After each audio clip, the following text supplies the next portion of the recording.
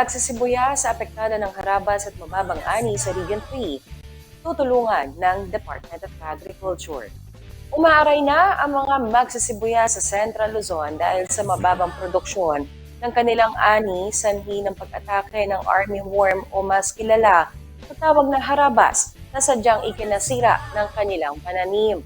Ang Region 3 ay may pinakamataas sa kontribusyon sa supply ng sibuyas sa bansa na ayon sa datos po ng Department of Agriculture ay nasa 55% ang naiaambag sa rehiyon. Bilang tugon, ang Department of Agriculture ay tinulungan ng mga onion farmers sa gitnang Luzon tulad na lamang po ng paglalagay ng pheromone traps na isang pamamaraan upang maiwasan ang pagdami ng harabas sa bukid. Nagbibigay din ang Department of Agriculture ng libreng buto ng sibuyas, plastic mulch upang mabawasan ang kanilang pagkalugi pagkatapos ng ani, pallets para sa cold storage facilities, sprayers, cultivators at shovels.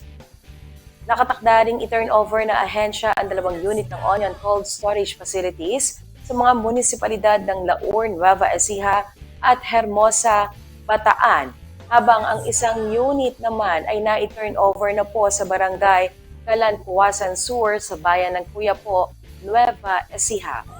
Magtatayo rin ito ng 4 na unit ng cold storage facilities para sa mga sibuyas na umaabot sa halagang 191 million pesos na ibabahagi sa Pampanga, Tarlac at Nueva Ecija. Hinimok naman ni DA Regional Field Office 3 High Value Crops Development Program Focal Person David ang mga onion farmers na humingi ng tulong sa mga municipal or city agriculture office para magamit ang alinman sa mga tulong na nabanggit.